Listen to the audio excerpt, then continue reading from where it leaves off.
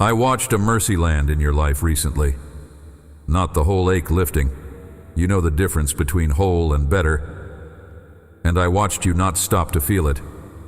Better is real, but it is not finished. Just enough of the weight lifted that you noticed. It had a different shape on your chest than it did last week.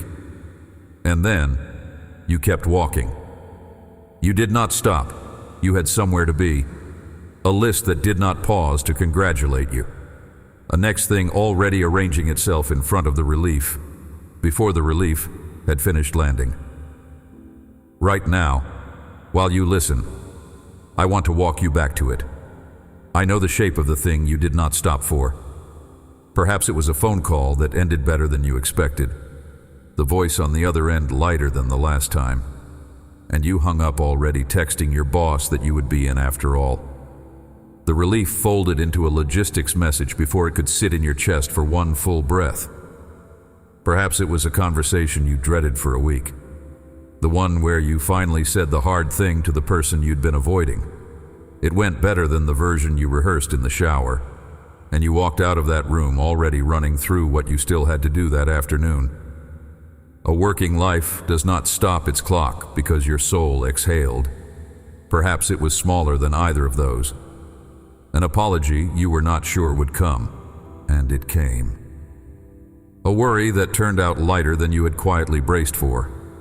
A door that opened on the first try after a week of expecting it to stay shut. A test result that came back clean, and you were already in the parking lot calculating whether you could still make the afternoon meeting. Small mercies, all of them, and everyone met by you with the same reflex. Good. Next. There is a card in a drawer somewhere in your house. I am not guessing at this the way a stranger guesses. I am telling you what I have watched. You bought it for someone who helped you when help was not easy to ask for. It is blank inside except for your handwriting, starting a sentence that never finished. By the time you sat down to write it, the crisis had passed, and the urgency that would have made you finish the sentence passed along with it. You meant to send it. You still mean to send it. It sits in that drawer the way relief so often sits in you. Real. Remembered fondly. Never quite completed into the thing it was reaching to become. I am not telling you this to make you feel behind. I am not counting the cards you did not send, or the calls you meant to return. What I am naming is smaller than guilt and more useful. Relief that never becomes gratitude does not disappear. But it does go quiet. It moves to the back of a life the way a tool goes back in a drawer once the task is done. Useful. Remembered. No longer touched. And there is a difference between a life that has been helped many times and a life that has actually turned around to look at the help and say so. You already know there is a difference. You have just never put words to it. That is what I wanted to say first, before anything else. You are not ungrateful in the way that word gets used to shame people. You are moving at the speed most lives move at. Forward, forward, forward. And gratitude is one of the only postures in existence that requires you to stop moving forward in order to do it at all. There were 10 people once. All of them received exactly the same mercy on exactly the same afternoon. Walking the same dusty road at the edge of a village nobody bothered to name in the record. Every one of the 10 got the whole of what they asked for. Everyone felt it happen in their own skin, at nearly the same moment, on the same road. I will tell you the rest of that story, all of it, including a detail near the end that most retellings skip past. But not yet. First, I want you sitting with your own version of that road a moment longer. You are on it more often than you think. Let your eyes land on one thing in the room around you, not the phone, nothing with a task still attached to it.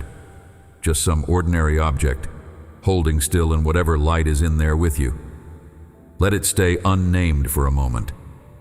Do not reach for its word yet. Let it be a shape and a color existing in front of you, uninterrupted. The way a held breath exists before you let it out. That is closer to what receiving actually feels like than anything I could explain in a sentence. Rest there, just for a moment. Now here is the thing I need to correct in you. Gently. The way I correct people I am not angry at, only awake to. Over time you built a private reflex. It says the correct response to relief is to keep moving toward whatever you were already walking toward before the relief arrived. The appointment, the inbox, the next item on the list that was waiting before the mercy interrupted it.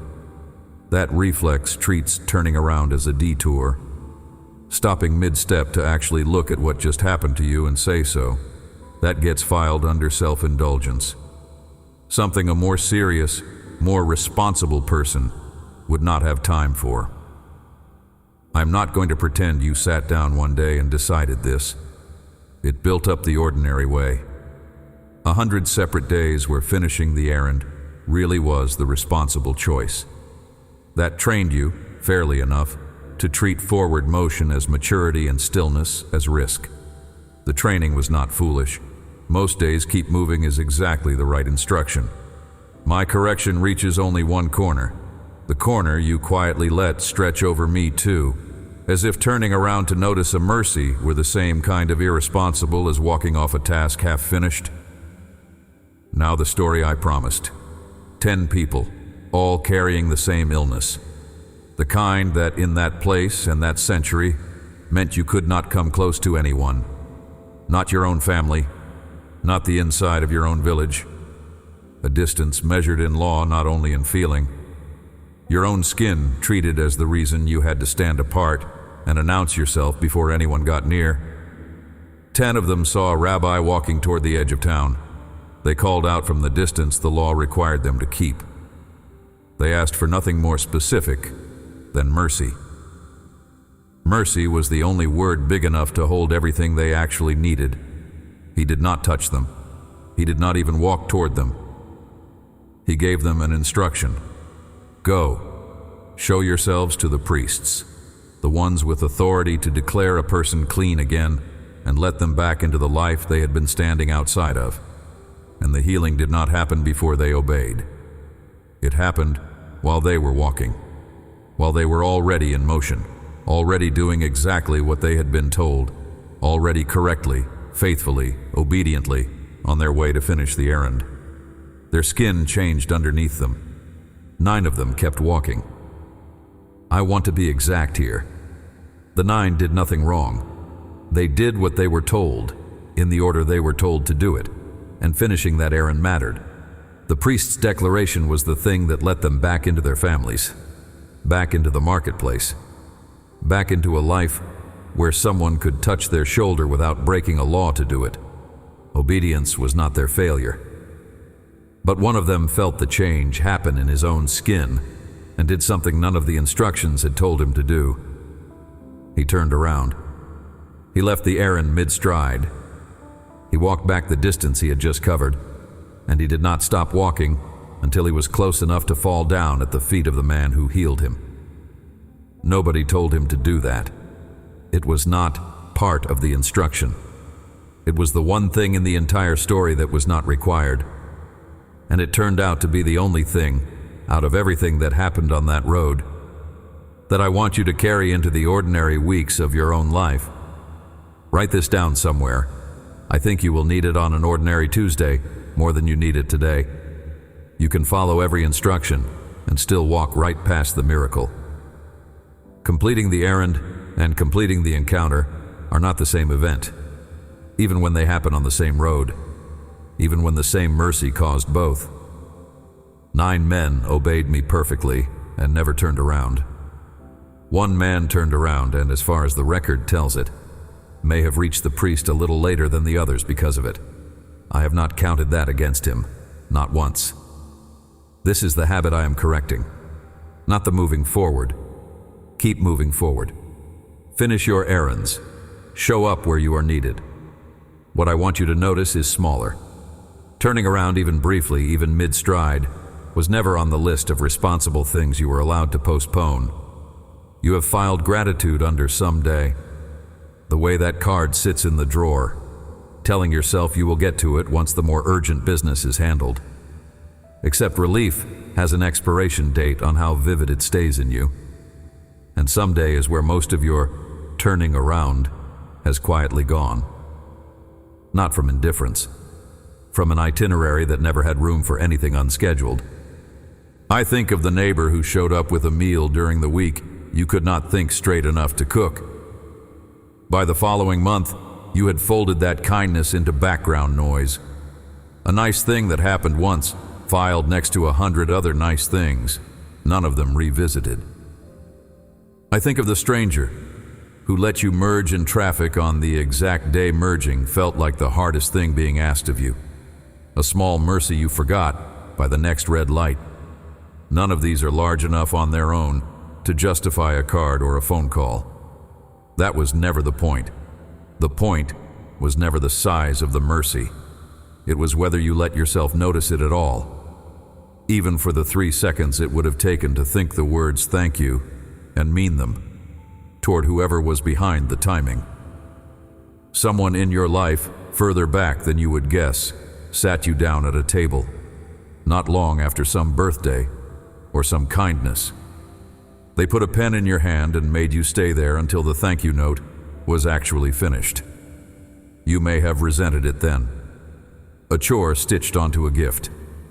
One more piece of homework attached to something that was supposed to be simple. Consider it now as someone nobody makes sit at that table anymore. The person who taught you that was not teaching you manners. They were handing you a discipline your own life would need decades later. Receiving is not finished until it has been spoken. And a gift left unacknowledged has a strange way of feeling, eventually less like a gift and more like something you quietly got away with. I do not want you carrying this as one more failure added to the pile. One more way you have fallen short, to be managed alongside everything else. That is not what a correction from me is supposed to cost you. The 9 who kept walking are not in this story as villains. They show up later in the record, healthy, restored, back in the families that had been closed to them for however long the illness lasted. That is its own kind of good ending, a real one, not a lesser one. I am not handing you guilt for every mercy you folded quietly into your logistics instead of your worship. I am asking you to notice, gently, starting today, the next time it happens, and it will happen again this week. Probably more than once. There's a door available to you that you have been walking past without seeing it was a door. Turning around costs less than you have been assuming. That is most of why the 9 did not do it. Not malice, not thanklessness in the ugly sense of the word, a quiet miscalculation about the price. You imagine that stopping to feel something all the way through will cost you time you do not have. Momentum you cannot afford to lose, an interruption to a day already fuller than it should be. But the one who turned around did not lose the priest. He did not lose the declaration. He did not lose his place back inside his family and his village. The record does not say he arrived too late for any of it. It says he arrived a little differently, as a man who had already knelt once on the road before he ever knelt in front of the official who made it official. There is one more detail in that story I have been holding back on purpose. I wanted you to sit with the shape of the choice before I told you who made it. It will matter to you more than you expect. I'm going to give it to you now, along with the exact words of what happened when he turned around. It comes down to a single word. Here it is then. And one of them, when he saw that he was healed, turned back, and with a loud voice glorified God, and fell down on his face at his feet, giving him thanks. And he was a Samaritan. Luke chapter 17, verses 15 and 16. Go slow through this part. Every verb is doing work. When he saw, not when he was told, not when the priest confirmed it on his behalf. He saw it himself, in his own skin, with his own eyes, before any outside authority had certified a single thing. Turned back, not paused, not slowed. The verb describes a full reversal of direction, a man undoing his own forward motion on purpose, which is precisely the motion I have been asking you to make room for. with a loud voice, not privately, not only in the quiet of his own conscience. Audible, the kind of sound that makes people nearby turn their heads, which tells you how little he cared in that moment, whether the volume of his thanks looked appropriate to anyone watching. Glorified God. The thanks was not aimed sideways at the mercy itself, as if the healing were the whole story. It was aimed upward, at the source. That is the difference between being relieved and being grateful. Fell down on his face at his feet, the lowest posture available to a human body, chosen freely by a man who minutes earlier had been required by law to keep his distance from every person he passed, and he was a Samaritan. 3 words tucked onto the end of the sentence, almost like an afterthought. They are not an afterthought at all. Consider what it cost him socially to be loud about it. A Samaritan, already regarded with suspicion by nearly everyone he might meet on that road, chose the least strategic possible way to celebrate his healing. Not a quiet, private gratitude kept between himself and his own conscience, which would have drawn no attention and risked nothing. A loud, public, undignified display in front of people already inclined to think less of him. He did not calculate the optics. He did not weigh whether gratitude that visible was appropriate for someone in his position. He simply could not do otherwise once he saw what had happened to him. The safer response was available to him the entire time. Say nothing. Stay quiet. Move along with the other 9. He chose the costlier one anyway. He did not return because he had more religious training than the other 9, or a longer history of proper worship, or a more impressive pedigree. He returned because he actually looked at what had happened to him. That is the whole qualification. It is still the whole qualification. Then comes the question. Hear it not as a rebuke thrown at the 9, but as something aching and genuine. The kind you ask when you already know the answer and still need to say it. Where are the 9? Were there not 10 cleansed? Where are the 9? I have asked that question more times across more centuries than you could hold in your mind at once, and I am not asking it to shame anyone standing in the crowd of it. I ask because the question itself is a kind of grief. And grief, coming from me, is never a punishment. It is closer to love noticing an empty chair. There is an old song in your scriptures that names exactly what the one man understood on that road without anyone teaching it to him. Bless the Lord, O my soul, and forget not all his benefits. Forget not. That is the whole command tucked inside an old song of praise. Not go forth and be worthy. Not maintain a spotless record before you are permitted to sing. Just forget not. Remember, do not let the benefits slide past you unnamed, the way water slides past a hand held loosely under a tap. So here is what I saved for you. Unpacked. Now. Turning around was never gated behind a longer record of faithfulness. The one man who did it was the one with the weakest claim to belonging in the first place, and it did not disqualify him. If anything, it may be part of why he understood what he had just been given. People who have spent time on the outside of a door tend to notice, more sharply than anyone born already standing inside it, exactly what it feels like when the door opens. Something low in your face, just behind your back teeth, is holding attention most people stop noticing they carry. Not a headache, not pain exactly. A low, constant clench. The kind that shows up during traffic and paperwork and waiting rooms and never fully lets go even once the traffic clears. If yours is set right now, let it go. Not by forcing your mouth open, only by allowing your back teeth to stop touching. The smallest possible release. The kind nobody watching would notice happened. That clench and the reflex I have been correcting in you live in the same part of you. Both are bracing for a cost that gratitude does not actually charge. Breathe in slowly now, deeper than the breath you were about to take anyway. Let it out without shaping it into anything. That breath was given to you before you were awake enough to ask for it. So was the one before it. So will be the next few thousand, most of which you will spend on other thoughts entirely. I'm not scolding you for that. Nobody can hold attention on a gift that arrives every 4 seconds.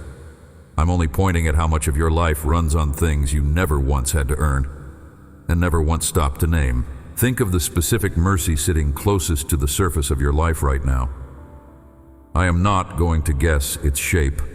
I already know it, and pretending to guess would be theater. Maybe it is recent. Maybe it is old enough that you stopped calling it a mercy and started calling it just how things turned out. That is how people quietly rewrite grace into luck once enough time has passed. Luck asks nothing of you.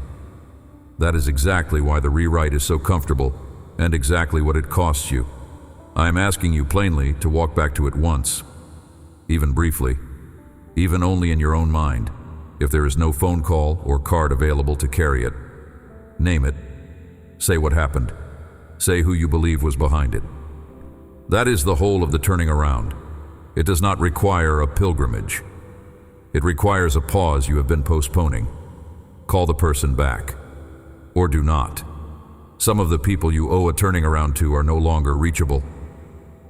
I want to say something gently about that, because grief has its own relationship to gratitude, and guilt likes to complicate it.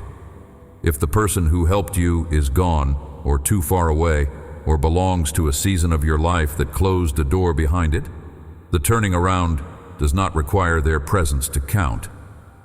Say it to me instead. Say it where you happen to be standing, to the one who was actually behind the mercy.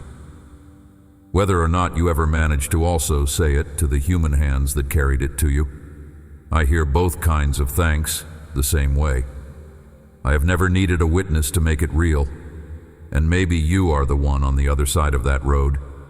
You were the meal on the doorstep, the ride at the hour nobody else answered, the money that quietly closed a gap and was never mentioned again, and no card ever came, no call. You told yourself it did not matter, and mostly you meant it, but some part of you filed it anyway. I saw the whole of what you did, including the part nobody thanked you for, especially that part. The turning around you never received does not make what you gave smaller. It only means the naming of it belongs to me for now. I want to leave you with a practice instead of only a feeling. Feelings move, and a body needs somewhere sturdier to stand most days. Once a day, once, that is all I am asking. Not a record of gratitude, not a performance for anyone watching. Stop mid-stride, the way the one man did, and name one thing you have let become ordinary. Not the big things only. The ordinary ones are usually the ones going unclaimed the longest. A working set of lungs. A bed that holds you when the day is done. A voice on the other end of a phone call that did not have bad news attached to it. Say what it was. Say thank you, and mean the 2 words as an actual sentence addressed to an actual someone, not as a phrase your mouth has learned to produce out of habit. You can follow every instruction and still walk right past the miracle. I told you that once already. I am telling you again on purpose. It is the kind of sentence that needs to survive past the hour you first heard it. I am not promising that turning around will change your circumstances on any particular week, or that gratitude is a lever you pull to make a season turn, or a burden lift, or a relationship repair itself on your preferred timeline. I've never made that trade with anyone. I am not starting one with you now, just because the sentence would sound nicer that way. What I am promising is smaller, and it does not expire. The mercy you turn around and name becomes, from that point on, part of what you actually know about who I am. Rather than something that merely happened to you once and then dissolved back into an ordinary week you barely remember. 9 men were healed and went on with their lives, never having named it beyond the moment it happened. 1 man was healed and also, in the naming, was made whole a second way. The deeper way. The way that does not depend on skin. The healer said one more thing to that man, after the others had gone on ahead to the priests. Arise, go thy way, thy faith hath made thee whole. Luke chapter 17, verse 19. Notice he does not repeat the word he used for the physical change. The skin had already changed minutes earlier, out on the road. the same as it had for all 10. The word here is different and larger. It means whole in the sense of nothing missing, nothing left undone, a completeness that goes further down than skin ever could. The other 9 received the first kind of whole.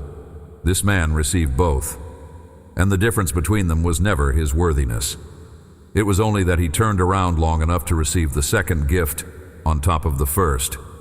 So here, at the end of what I have been carrying to say to you, is the whole of it laid plain. I am not angry that you have been one of the 9 more often than you have been the one. Almost everyone is, most weeks. Forward motion is what a demanding life trains into a person, and I built you inside a demanding world on purpose, knowing exactly what it would cost you to slow down inside it. But I'm asking you, starting as close to now as you can manage, to become someone who turns around. Not dramatically, not as a new identity you have to announce to anyone. Quietly, the way a habit starts, one unfinished card finally mailed, one voicemail finally returned. One ordinary day where you stop mid-stride and say the 2 words to the one who was behind it, before you had a name for who that was.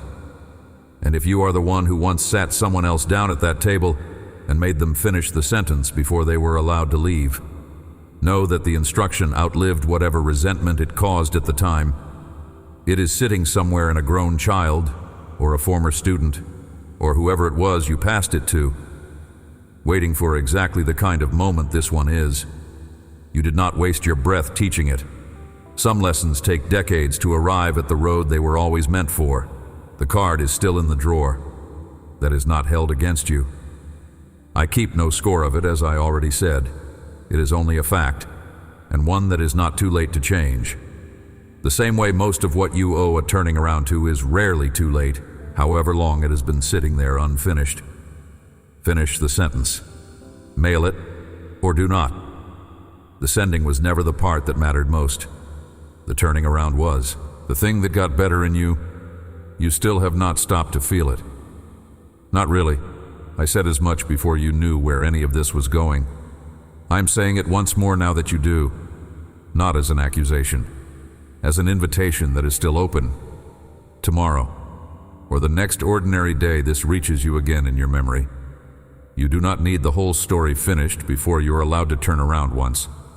You only need to notice, the way one man on one road noticed, that something changed, and that it is worth the small cost of stopping to say so. Turn around, even now, even here. Kneel if kneeling is available to you, or simply stop where you are standing and let the 2 words form. Thank you. I already know what you meant to say. I would still rather hear you say it. Amen.